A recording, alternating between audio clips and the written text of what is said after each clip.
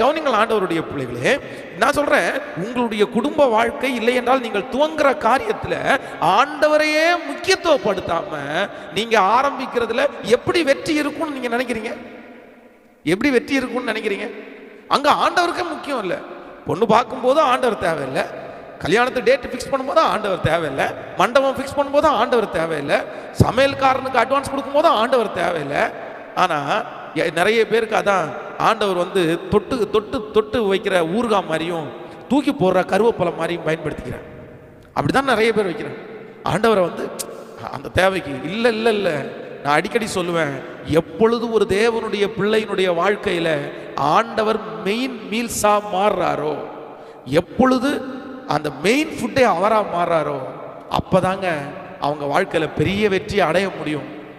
அல்லாவிட்டால் ஒரு தேவனுடைய பிள்ளை வெற்றியை பார்க்கவே முடியாது.